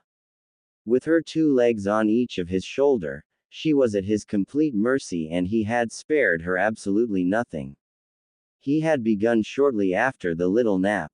They were comfortably cuddling when she had sensed his stare on her. She had opened her eyes to directly be ed by the pool of blue of his iris. He smiled tenderly and she couldn't do anything else than mimic him. Heaven was surely in the warm embrace of his arms, in a moment like that, with this angelic face looking at her so lovingly. But all paradise have its ends and the angel proved to be more of a demon. A tantalizing demon. A seductive smirk crept on his lips and his hands danced a enticing motion of caress. Soon after, his mouth became a dangerous weapon against her sanity. Innocently, he had started by fleeting kisses all over her face and before she realized it, all of her clothes were off and he was having his head between her legs doing some unspeakable things to her. She had been thoroughly spent when his mouth left her sacred place. Her heart had been beating so loudly in her ears that she couldn't have heard anything more than the drumming of its own pumping. Her head had been in a mess, so dizzy that she wasn't sure to remember her own name, as the only name that have seemed to come to her lips have been his. Her body had been left slack as if all form of energy had been ed out at each wave of ecstasy flowing through her vein. However, the demon decided that he hadn't had enough of her as he had more than likely decided to kill her from pleasure. He had been riding her in different positions for an hour now, bringing her each time on this glorious thing called orgasm. For sure, Naruto was certainly not the most unpredictable ninja for nothing. But instead of a god of war, as he only wished for peace, he truly deserved the title of god of. That's how she had ended up at that moment, in this terrible state of disinhibition, where she was just able of moaning and crying his name while he was pounding ferociously her inner core. The wet proof of her pleasure was sliding on his thighs and the hot tightness around his was feeling amazing. It was harder and harder for him to stay focused at each one of her climaxes as his natural instinct and the compelling pressure in his lower belly was screaming for release. He held on more, gritting his teeth restraining the explosion until she came again. And he saw her, gaping like as if all the air had been ed out of her lungs, a last cry dying on her lips and her eyes shut tightly. He felt this now so familiar clamping around his and rode with her the last orgasm, freeing himself from all restraint. Warm white liquid spurted from his throbbing as his body tensed for a last time, making him plunge deeper in her. He rolled on the side entangling himself from her as to not crush her under the weight of his boneless body. His arms sneaked around her and he pulled her against his chest, kissing softly her hair while her head rested motionlessly on his chest. His eyes were closed and he felt lightheaded. But he was feeling so good, he thought he never had felt that good in all his life. Sakura. He heard a lazy, HNN. Do you think we can get married tomorrow? I don't think I will be able to live another day without you. She didn't reply this time.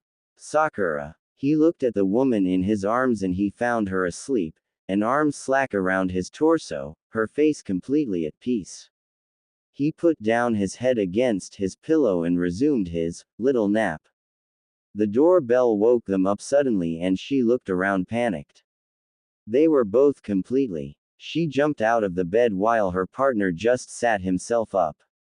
She surprised him by throwing at him his underwear, pant and t-shirt in a messy bundle as she had collected them on the floor while putting on her own clothes. The man yawned and retrieved the items, not at all in hurry. She ran down the stairs and straightened her hair and her clothes a little before opening the door. Shikamaru entered, his hand charged with scrolls and stack of paper. You took your time opening this damn door. I was nearly wondering if I would have to destroy it only to find your dead body. It wasn't usual for the strategist to show his worry, but the assassin was putting his nerve at edge. It was like playing hide and seek with a ghost. Sorry. We fell asleep after the treatment. The protocol is quite tiring, she half lied. He passed her and walked to the living room. And how is he doing? He asked, trying to be as casual as he could. I think later should be his last session. I hope that he will recover his access to his chakra after that. She answered honestly. A frown marred his face. Can you do something to keep him here safe? He requested, but she couldn't respond as Naruto arrived and replied for her. No, she can't, and don't use her to keep me chained here. I will be back at the office as soon as I recover. This is the only deal I have with her. He looked over to his advisor and the documents in his hand. I think you need my presence there for some matter, I suppose. The Nara heir dropped the load on the small table and installed himself in the couch. Whatever I say, you will just do as you please, troublesome. Naruto installed himself on the other seat. We will work faster as a team than with me hiding here. Shikamaru snorted. As long as I don't have to carry you all around the village to the hospital. Shikamaru glanced over his shoulder at the medic behind him. I would have thought that you would be on my side. Naruto got irritated and growled angrily. The strategist glanced back to the blonde. So you finally confessed? He asked naturally. Naruto and Sakura got dumbfounded. What? Don't tell me you really think I wouldn't notice the hickey on her neck. If you didn't want people to know, you shouldn't make them in a place like this. Sakura turned crimson and tried to erase the mark with some healing chakra. Naruto just blushed slightly and guided her embarrassed. The other side, Sakura-chan, he informed her, hoping that he wouldn't get hit for having left some evidence on her. Shikamaru went back in the object of his visit. Those documents are the more urgent and need your seal for approval. I sorted out all the emergency, but I can't fake your seal on official demands. Naruto nodded, face all serious, and Shikamaru stood up. I suppose I will see your face soon enough at the office as to not waste more of my time here. Naruto hesitated, glanced up rapidly to Sakura. Shikamaru. The man stopped and looked at his friend. The blonde scratched the back of his head, and Sakura had known at that exact moment that he was on the verge of blurting something stupid. You know, he began. Two wide-eyed men looked surprised at the woman that just sent flying a shuriken at 1 centimeter from the blonde face. Yeah, it may be safer for you to come back at the office, Shikamaru admitted. Sakura glared angrily at the blonde and barked, what nonsense were you gonna tell Shikamaru just now? Naruto flinched at her irritated tone, feeling very much like a scolded child. I just wanted to tell him about us getting married, you know. He scratched his chin as he continued, I kind of have to tell him since he is my advisor and I'll need to take a day or two off for the wedding and stuff. For once, Naruto's reasoning wasn't wrong, but everything seemed to be moving too fast and it made Sakura uneasy, as if something was wrong. We should discuss everything first, before we tell the others. She reasoned in response, but even as she said it, she wasn't sure she wanted to talk about it, but it was too late now. She couldn't take her words back, especially since Naruto was already all smiles with excitement. Yeah, sure. Come, sit. He moved over, patting the empty space next to him. Sakura walked to the couch and hesitantly took the seat farthest away from him. Today had proved that being too close to him could lead to very complicated situations, like the silly one she was in right now.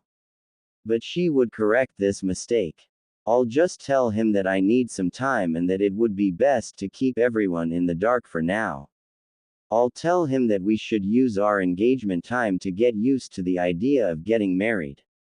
Yeah, that's it. Surely, he would understand and accept my wish to take things slowly in our relationship. The blonde moved closer to her, noticing her hand clench into a fist. She instinctively wanted to punch him. It had become quite the defense mechanism for whenever he set her nerves on fire. This habit had taken form early in their relationship, when they were kids. First, because he had pissed her off. Second, because of his idiocy or his perverted side, and then to protect her from the emotional turmoil he caused her. Naruto smiled tenderly as he opened her clenched fingers one by one, and intertwined their fingers. She looked up from their hands to his face, and immediately got lost in the deep blue of his irises. Sakura-chan, he said, snapping her out of her daze. He lifted her hand to his lips and kissed it lightly. What do you want to talk about? I don't know much about this kind of stuff. If it were up to me, all I would need was you and we would be married today, since I don't want to be separated from you anymore. His voice was so sweet, and his words so sincere that all her thoughts of protest got blown away. She opened and closed her mouth, unable to get any words past her lips, but he was waiting for her answer and so she made a feeble excuse. Well, we have to tell my parents first.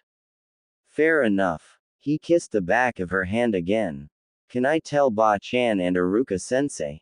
You want to tell Tsunade Shisho? Can we wait for that? Sakura asked, cringing internally. But they're like family to me, he argued, perplexed by her hesitation. But fine, if that's what you want. I will visit your parents first. I can come tomorrow after work.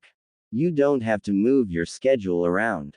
There is no rush. The pink kid replied immediately, hoping he didn't take her words as a rejection. Naruto silenced the rest of her worries by laying a finger against her lips. I told you, I can't wait, he said, his voice becoming low and sensual. His eyes took on a hungry gleam as he fixated on her slightly parted lips. A shudder traveled down her spine, awakening butterflies in her stomach. What do you want, Sakura? The blonde purred, dragging out the syllables of her name in a way that made heat pool between her legs and her thighs clench in anticipation. I am a pervert, she thought, her mind racing with erotic images. She wanted a lot of things from him, and from the way he looked at her, she was sure he would give them to her without hesitation. He was dangerous, very dangerous. What can I do to please you? Naruto whispered and moved closer, his lips brushing the outer shell of her ear. I don't know. Stop that. She stuttered breathlessly and stood abruptly, needing to put some distance between their bodies in order to break the spell he had on her. She would not fall for his trap. Sakura-chan, he questioned worriedly and tried to take a hold of her hand, but she evaded his touch and turned around, hiding her face with her hands. Naruto stood up, keeping his distance as he murmured, Sakura-chan, what's wrong? I don't know. She exhaled in a shuddered breath and lowered her hands, but kept her back toward him. His face darkened, fear instilled insidiously in his heart as a thought occurred to him. Emotions crushed his very being, but he managed to keep his voice calm as he asked, Is it about marrying me? She began. I don't know, Naruto. It's okay. Sakura-chan. His voice trembled, a lump forming in his throat. I understand. The agony in his words snapped her out of her dark and treacherous thoughts, and she finally turned to look at him, her heart breaking at the sight. His gaze was concentrated on the window, as if he were lost in the peaceful scenery of his garden. But even though his expression was void of emotions, she could read his telltale signs. His jaw was tensed and his lips pressed in a straight line. Naruto. Sakura called out to him, but her words didn't seem to reach him.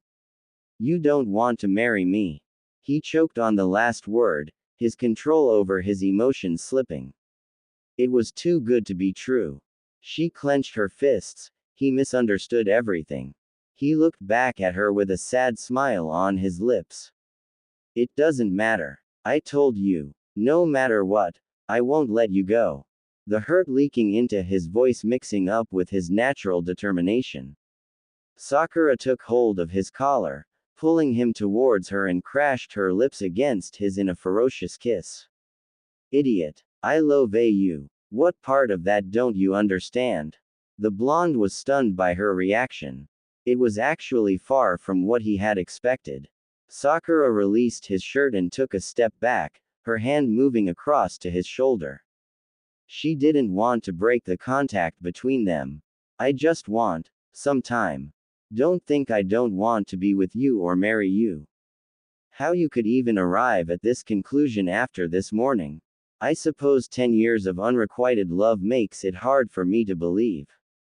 Naruto mumbled as he sat back down, his arms encircling her waist. Her hand came up, caressing his hair as he laid his head against her belly. I can't stop myself. I'm afraid if I close my eyes that you'll disappear when I wake up. I'm afraid that all of this is just in my head and I'm still asleep with a fever. He searched for his next word. I am afraid that you're still in love with Sasuke and you will eventually realize that you don't really love me. Sakura pushed him back to look him in the eyes and kissed him more lovingly. He kissed her back, sneaking a hand in her hair to refrain her from leaving and pulled her to him with his other hand. Her first knee bended on the couch, she had no will to resist him and the rest of her body followed the movement. The kiss was ardent and urgent. Naruto needed so much to feel loved, to be sure, and she complied to it with the same impetuosity. Their tongues battled wildly until the moment their lungs screamed for air. They were out of breath, their lips swollen from the kiss and their cheeks pink from excitement. Have I made myself clear? Sakura asked breathily. A dazed smile adorned his face and he nodded. His manhood was already hard in his pants and she could easily feel him as she was straddling him. Her hand seized the bottom of his shirt and pulled it over his head. Naruto gasped as he felt her mouth ing his earlobe and her hand caressing his chest. Sakura. The blonde moaned loudly, his hips bucking automatically as she slid a hand under the waistband of his pants and her fingers brushed the sensitive skin of his. Her fingers curled around the hard shaft and she felt it twitch responding to her touch. She felt curious and excited as she was hearing him panting and some moans escaping as she was stroking him. She sped up her movement and her fingers squeezed him. Ah, Sakura. AAA. He moaned, throwing his head back. Sakura moved away from his neck to look at him. She loved his expression, his half-lidded glassy eyes, his slightly parted mouth as he was catching his breath and the excitement written all over his face. He was completely abandoned in her care and it was intoxicating. She wanted to see his pleasure as she had always been too spent to appreciate it fully. Her hand stopped mid-motion as a knock sounded from the front door and he cursed the damn visitor that was interrupting such a moment. The pinkett jumped to her feet, straightening out her clothes and running her fingers through her hair in order to make herself as presentable as possible. Sakura walked to the door, while she was in a complete inner turmoil. Naruto put on quickly his shirt and tried to cover as he could the blatant protuberance in his pant. Sakura opened the door to find Tsunade with more books in her hands. The former Hokage entered without more prior, already talking about another possible treatment. The pinkett hoped that her fiancé got the time to be decent as Tsunade went straight to the living room. Naruto with a plastered grin greeted his visitor, a scroll in his hand and enough documents spread over his lap on the cover he had pull on him to hide his little problem. Good to see you're up, brat. Already working, you're more serious than I was. The older woman commented while sitting on the other couch, dumping her books on the table. Good job, Naruto. Sakura thought with a sigh of relief as she joined Tsunade on the couch. He looks much better, but does he still have a fever? He's a little red, isn't he? Questioned the busty woman. We just got in an argument over something stupid. Sakura half lied with a clumsy grin. Tsunade raised an eyebrow, doubting the quick excuse, but decided not to pry. It was none of her business. The older woman explained how she had found a text that would make the protocol less painful for the patient. That information got Naruto really interested in their conversation, leaving the scroll forgotten in his hand. It's not like he had begun to read the damn document. After a few minutes of too much complicated medical terms, his Hokage duties became more appealing.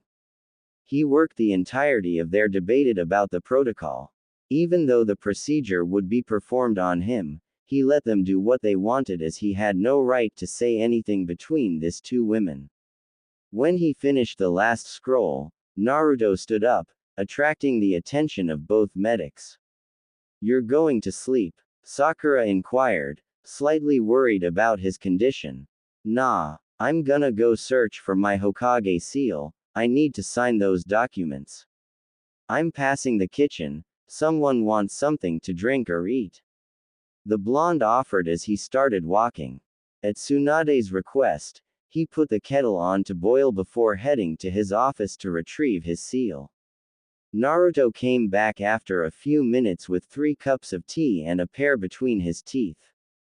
Sakura shot him a confused look as he placed the tea on the table in front of them. She was sure there hadn't been pears in the house yesterday, and then it hit her.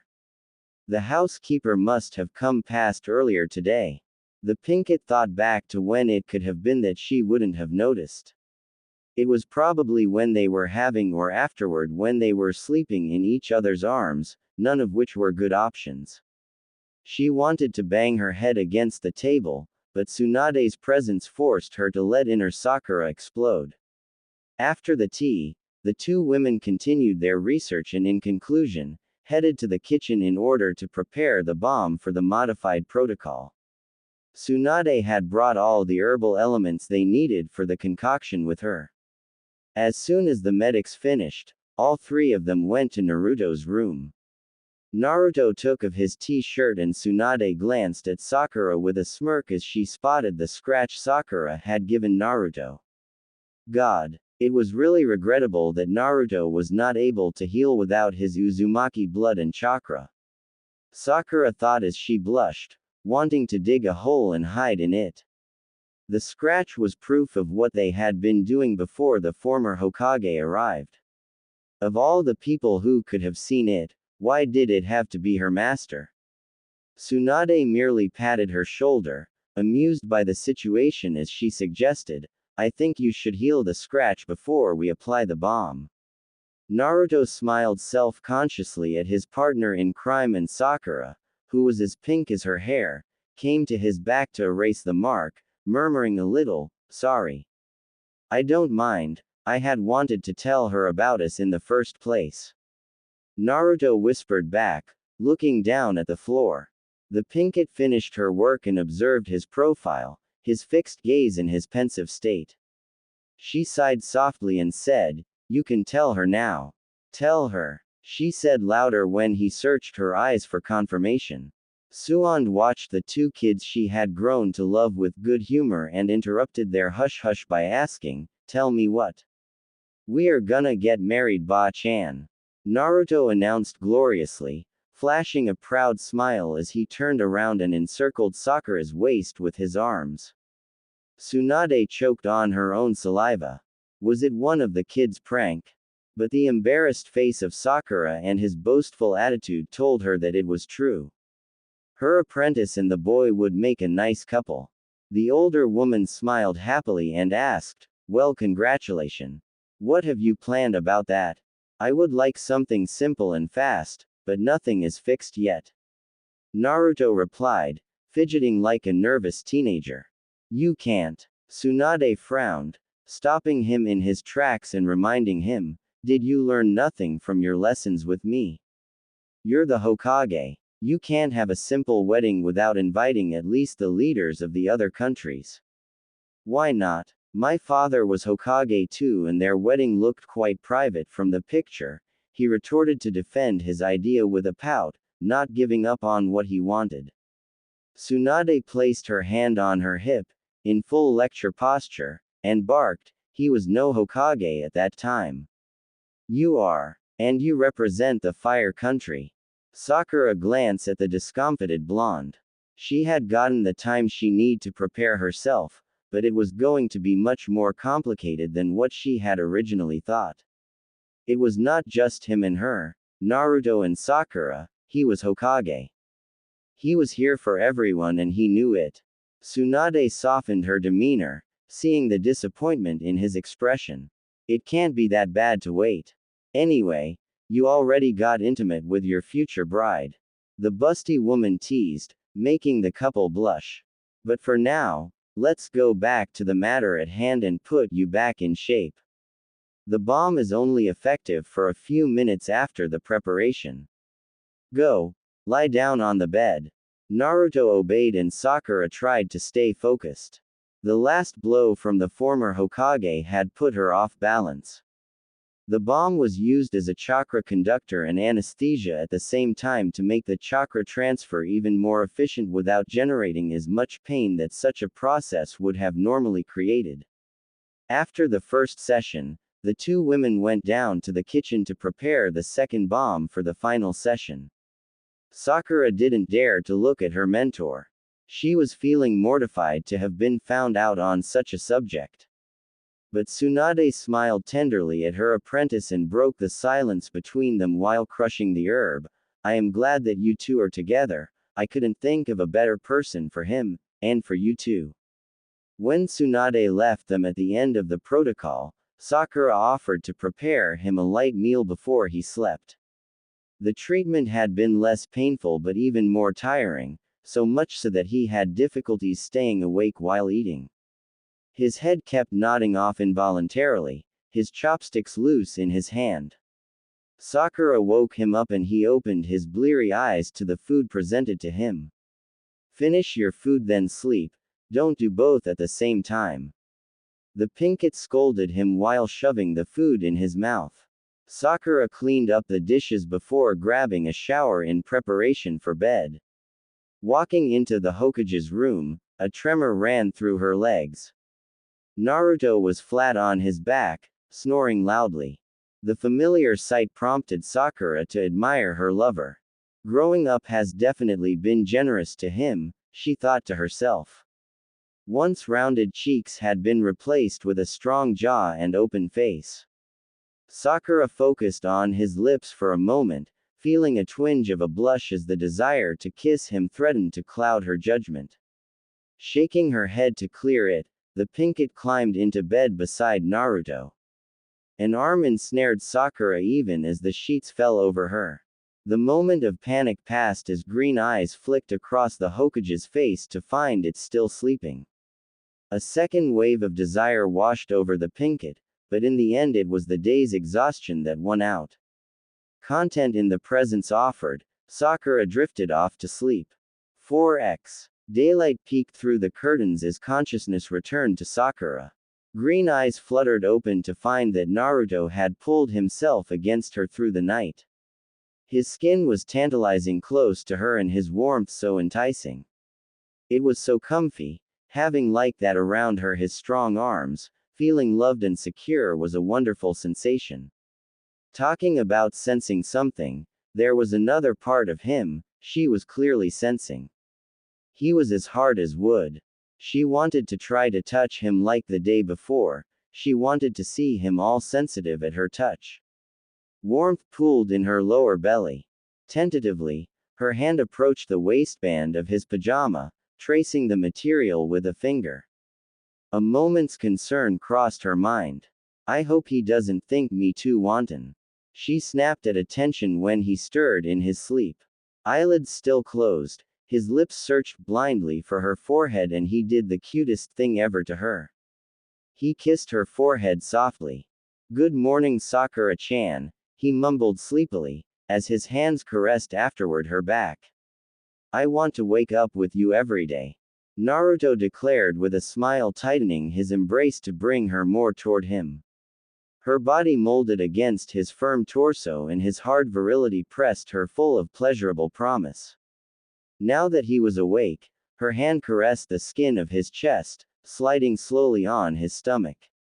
He pulled her up to be able to kiss her ravenously. He began first, she thought happily as if she had been waiting for his signal to be more bold. Her hand reached the bulge in his pants and tentatively enclosed it through the material. He released abruptly, her mouth to gasp at her ministration, his eyes locked on her with some wildness in them. I want you, Naruto stated, and as to prove his lust in his act, he removed her panties in a swift motion while kissing her with fervor. His hand began prodding her.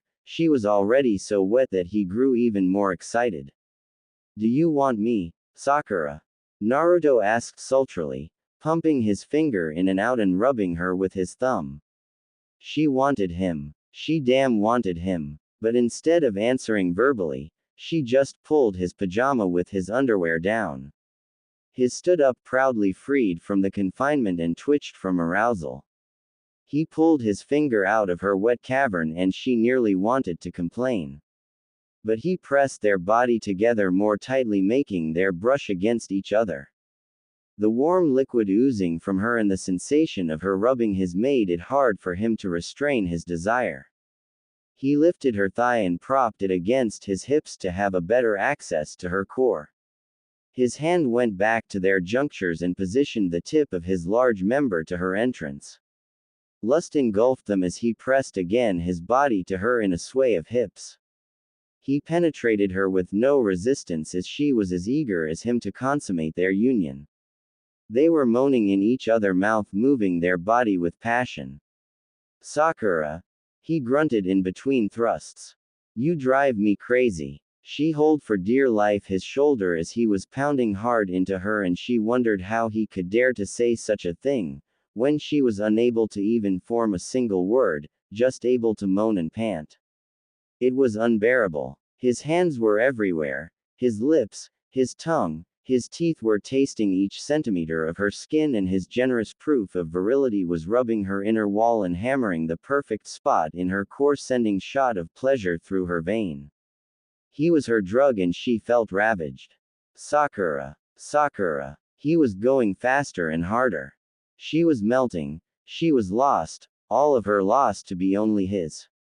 Achin. He came hard, his body still jerking from the release.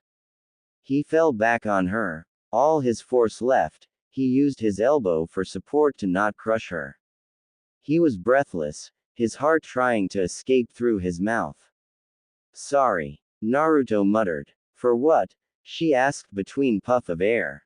The blonde inhaled a little more deeply to catch his breath. I couldn't hold it anymore. I was too excited, he apologized, and she laughed a little. It's good. I couldn't handle more, Sakura joked. He kissed tenderly her forehead and rolled on the side to recover from the afterglow.